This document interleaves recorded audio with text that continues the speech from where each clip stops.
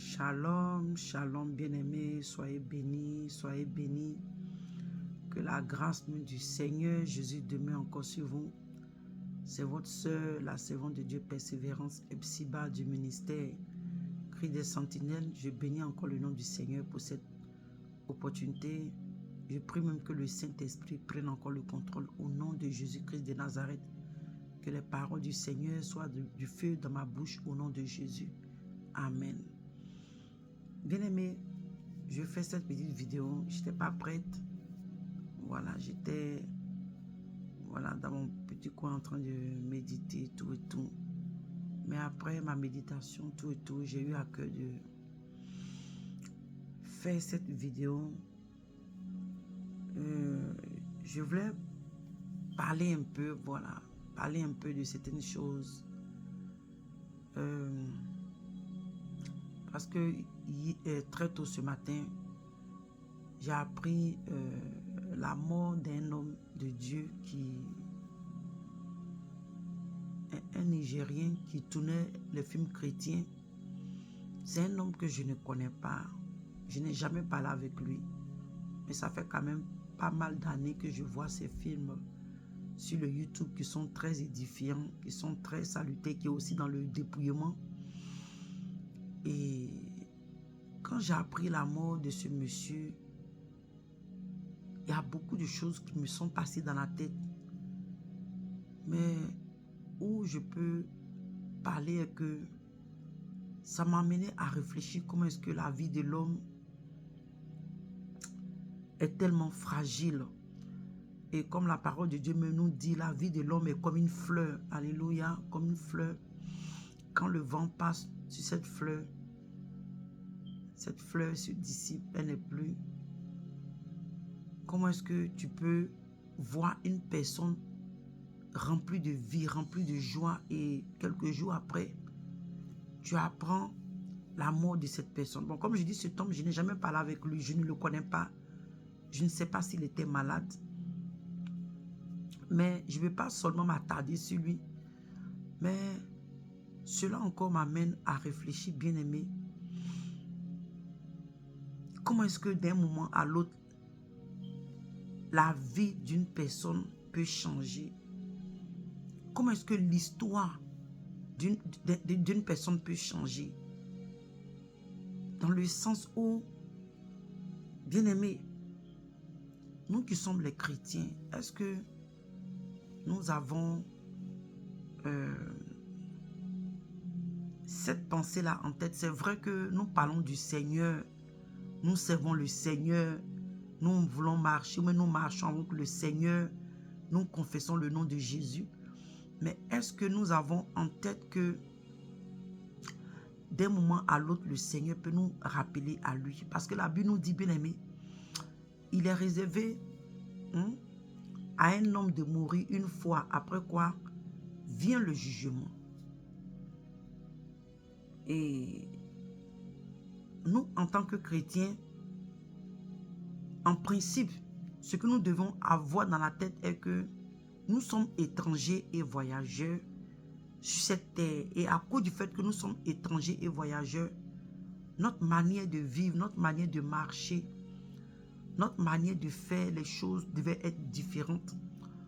Nos pensées, nos buts, nos pensées, ou bien quand nous faisons les choses, ne devaient pas être basées sur les choses de la terre ou sur la gloire de la terre, de ce monde. Nous sommes en transit, nous sommes en train de transiter, nous sommes étrangers, nous sommes en train d'aller quelque part. Donc, le lieu où nous sommes en train d'aller, nous devions nous préparer par rapport à ce lieu. Vous voyez? Donc, comme je dis, quand j'ai appris la mort de cet homme, il y a beaucoup de choses qui me sont passées dans la tête. Je ne vais pas vous mentir, bien aimé. Quand j'ai appris la mort de cet homme, je dis, ah Seigneur, je prie que cet homme soit rentré à la maison. Je prie que ton serviteur soit arrivé. Parce que bien aimé, imagine toi et moi la vie que nous menons Il y a beaucoup de sacrifices, beaucoup de douleurs, beaucoup de souffrances, beaucoup d'endurance. Oh, bien-aimé, il y a beaucoup de choses que tu supportes. Il y a un standard de vie dont tu ne t'es pas habitué que tu commences à vivre. Et imagine-toi,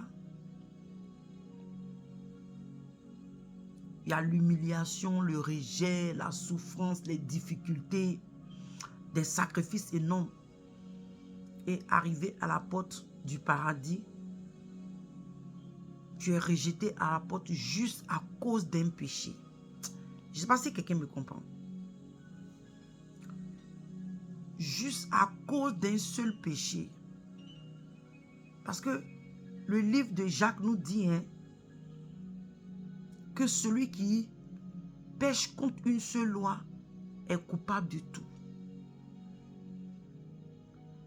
Donc, bien aimé, on est en train de causer parce que j'ai tellement... Je voulais faire un live, mais je ne sais plus. Donc, je dis, attends, je vais faire une vidéo.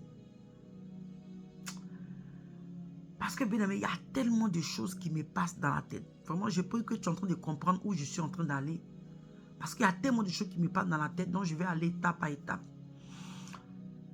Et comme je disais, tu arrives devant la porte et puis on te dit que à cause d'un péché, tu ne peux pas rentrer au paradis. Chrétien, que Dieu nous aide. Parce que, comme je dis encore, quand je pense à la mort de cet homme, je ne le connais pas, donc je n'ai pas dit non, il est sauvé ou pas, non, ce n'est pas moi, je n'ai pas comment je peux dire, Dieu ne m'a pas donné ce don-là, ou ce droit-là, ou cette autorité de dire qui est sauvé ou pas, mais par rapport à certaines choses que nous voyons selon ce que la Bible nous dit. Mais je ne parle pas même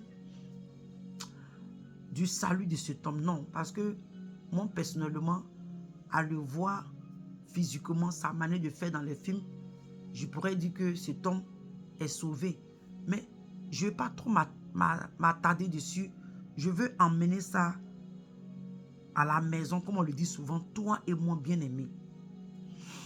Imagine que il y a des situations dans nos vies qu'on n'est pas en train de régler, nos dettes, les restitutions non faites, des problèmes que nous n'arrivons pas à régler avec des gens, des situations qu'on n'arrive pas à pardonner. Il y a tellement de péchés, il y a tellement de choses, il y a tellement de situations dans nos vies et que beaucoup sont encore en train de traîner les pas. Vous voyez, traîner les pas. Et comme je dis, tu imagines, tu arrives devant la porte du paradis et on te dit non que comme tu n'as pas pardonné à telle personne, tu ne peux pas rentrer au ciel. Regarde comment ça va être malheureux. Regarde comment ça va être malheureux. Parce que la Bible nous dit, bien aimé, il est réservé à un homme de mourir une fois. Après quoi, vient, il y a un jugement. Mais est-ce que nous nous préparons pour ce jugement? Est-ce que nous nous préparons? Comme Amos pouvait dire, il dit aux enfants d'Israël, il dit, prépare-toi à la rencontre de ton Créateur, à la rencontre de ton Dieu. Bien-aimé, est-ce que toi et moi, on se prépare?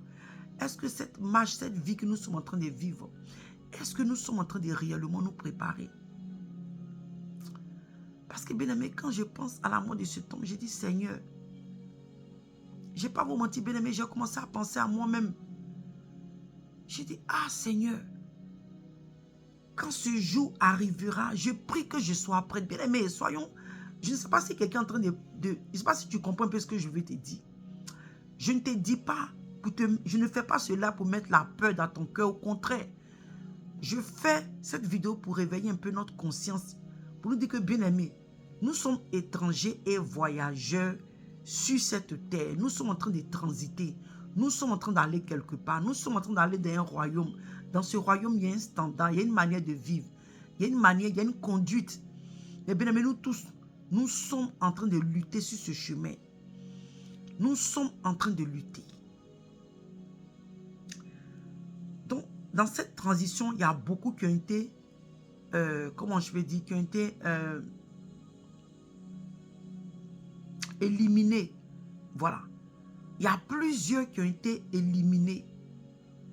Toi et moi, quelle est notre position? Quelle est notre position, bien-aimé? Que Dieu nous aide pour ne pas être éliminé sur ce chemin-là, pour ne pas qu'on soit dérouté, pour ne pas qu'on soit ôté de ce chemin. La Bible dit qu'il y a deux chemins. Il y a un chemin qui est étroit et resserré, qui mène au ciel, et il y a un chemin qui est large et spacieux. Et la Bible dit qu'il y a beaucoup de personnes qui empruntent ce chemin-là. Parce que ce chemin-là, c'est un chemin où on peut vivre comme on le veut. Mais le chemin qui est étroit et resserré, ce sont des douleurs, des souffrances. Souffrance, c'est un chemin où tu es éprouvé. C'est un chemin où tu dois abandonner ta personne. C'est un chemin où il y a des épines. C'est un chemin où ton moi est touché. Tu dois te rabaisser. C'est un chemin où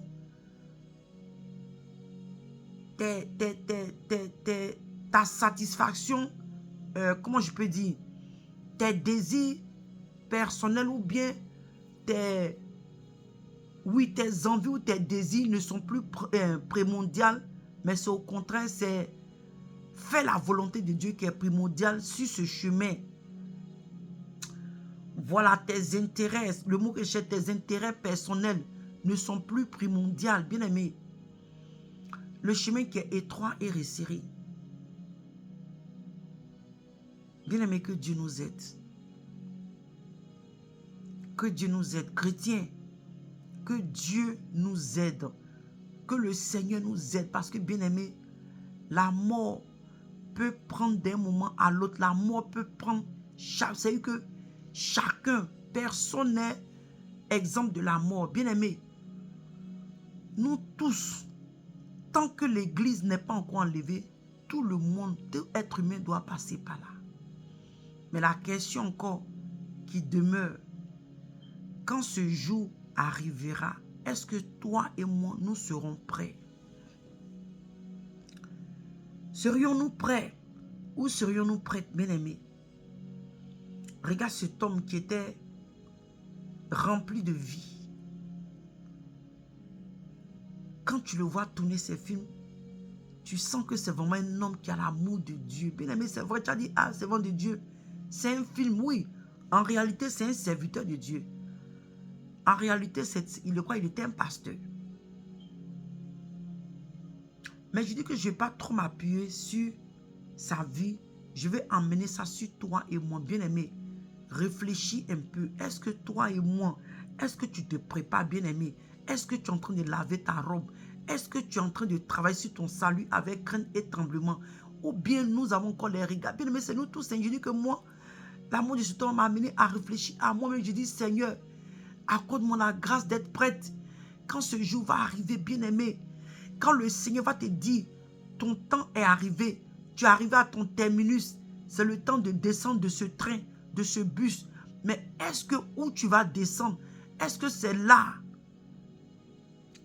Est-ce que à ton arrêt, est-ce que les anges de Dieu, est-ce que ton Père, est-ce que les anges seront là pour t'accueillir? Oh my God, bien-aimé. Ou bien ça sera les démons qui seront là pour t'accueillir, pour t'emmener à l'enfer. Bien-aimé, oui, c'est des choses que les gens n'aiment pas qu'on parle. Mais bien-aimé, toi et moi, on doit en parler. La Bible dit qu'il est réservé à un homme de mourir une fois, après quoi vient un jugement. Est-ce que toi et moi, nous sommes en train de nous préparer? Est-ce que nous sommes en train de laver nos robes? Est-ce que nous sommes en train de laver nos robes et blanchir nos robes dans le sang de Jésus? Toi, chrétien qui ne peut pas pardonner, toi, chrétien qui n'arrive pas à aimer, qui n'arrive pas à supporter, tu n'arrives pas à vivre en paix avec les gens, toi, chrétien qui a le cœur serré, que Dieu nous aide.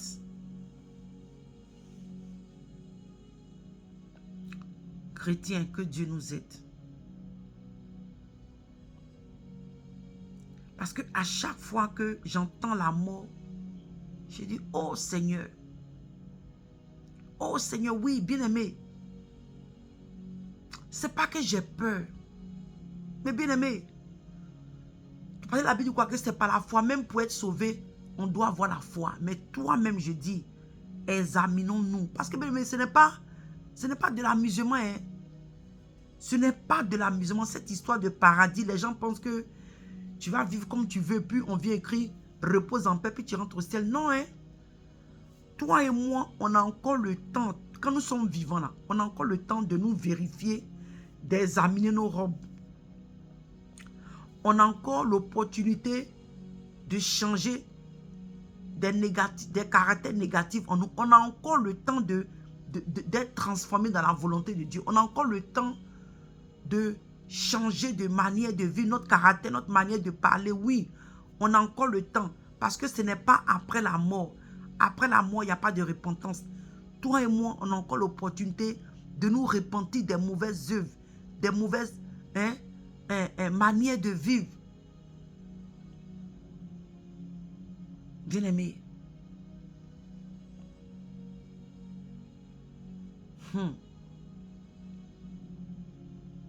Le ciel est réel. L'enfer aussi est réel. Bien-aimé. La mort est réelle. La mort est réelle. Toi, chrétien qui ne veut pas entendre parler de la mort, c'est pas que je vais t'attrister, mais je te dis ces choses pour que tu puisses te réveiller.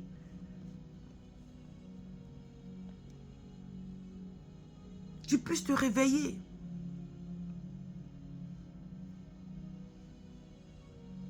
Bien-aimé.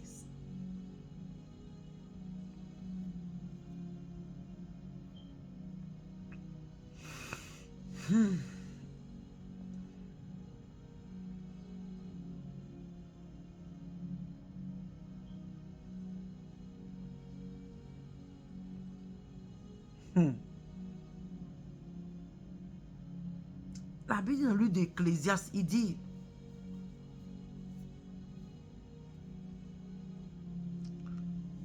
toi et moi, nous allons rendre compte de nos actes. Attends, je vais prendre ça rapidement ici. Je veux qu'on lise ça rapidement. Il dit, vanité des vanités. Et après, il dit, il y a une chose. Il dit que toi et moi, nous devons craindre. Hein? On doit craindre Dieu. Toi et moi, on a appelé, attends, je suis en train de chercher. Oh là là.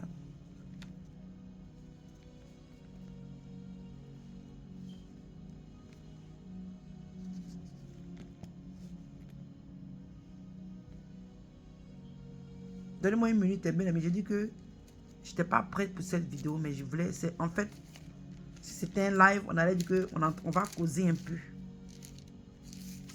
Parce que c'est grave, l'heure est grave. Il y a tellement de choses.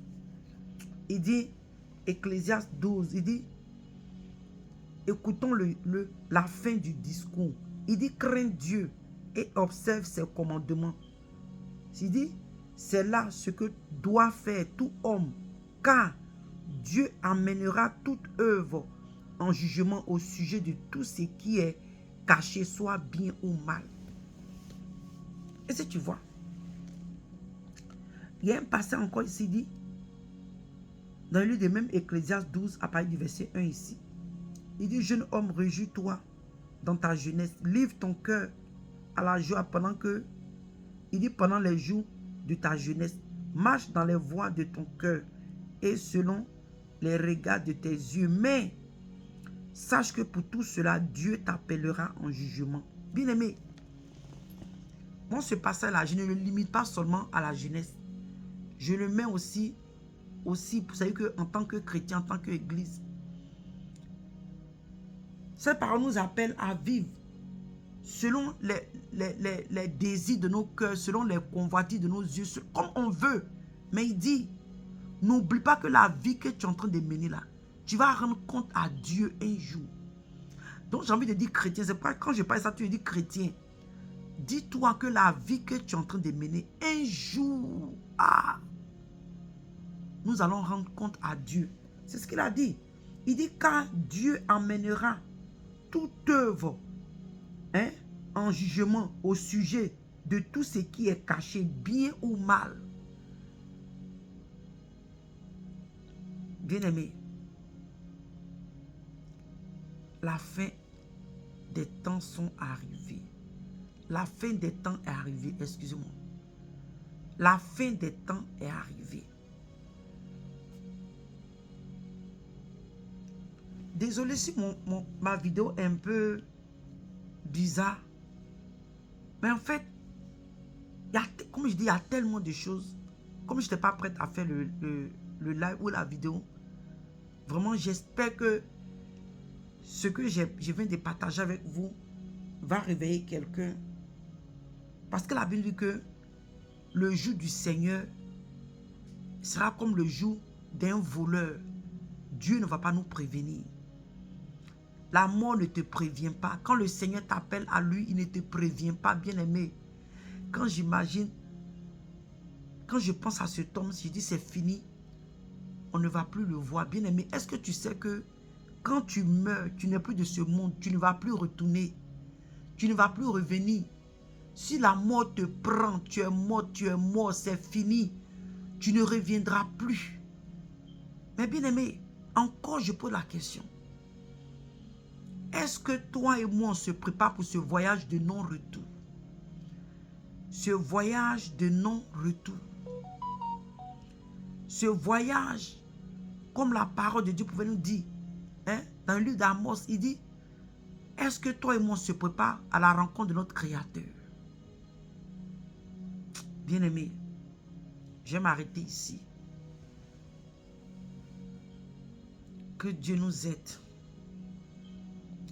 Chrétien, que Dieu t'aide, que Dieu m'aide, que Dieu nous aide. Que Dieu nous aide. Parce que quand ton temps arrive, quand ce temps arrive, bien-aimé, tu ne peux pas discuter avec Dieu, tu ne peux pas lutter avec la mort, tu ne peux pas dire non. Quand ton heure a sonné, bien-aimé, tu ne peux plus lutter. Mais je prie que Dieu nous fasse grâce, que toi et moi, toutefois que notre jour, notre heure, oh mon Dieu, va arriver, que nous soyons prêtes, que nous soyons prêts, que nous ne soyons pas refoulés à la porte, que nous ne soyons pas refoulés à la porte, bien-aimés, mais que Dieu nous accueille dans sa gloire, qu'il nous dise, bienvenue mon serviteur et ma servante, que le Seigneur nous dise bienvenue dans sa gloire, dans le repos de notre Dieu bien-aimé. C'est ma prière pour toi et moi. Que Dieu nous aide. Soyez bénis. Bientôt, par la grâce de Dieu, nous allons reprendre nos prières matinales. Nous avons nos prières d'adoration les mercredis. Et nous prions aussi pour les célibataires les jeudis. Et nous prions aussi, nous faisons des intercessions générales, voilà, chaque vendredi à 20h heure d'Abidjan. Voilà, donc toi qui es connecté, cherche à prendre le numéro du WhatsApp et tu m'emmènes un message sur le WhatsApp et puis je te mets dans le groupe afin de participer aux différentes prières. Soyez bénis, bien-aimés. Je suis tellement dépassé de la mort de cet homme-là. Vraiment, je comprends comment est-ce que la vie de l'homme est tellement fragile. Nous vivons, nous faisons des choses sans penser qu'à n'importe quel moment, Dieu peut nous appeler. La vie de l'homme est tellement fragile. Oh my God, bien-aimés, soyons fortifiés, soyons encouragés. Que le Seigneur vous bénisse. Et on se retrouve à bientôt pour nos prières matinales. Soyez bénis et shalom, shalom.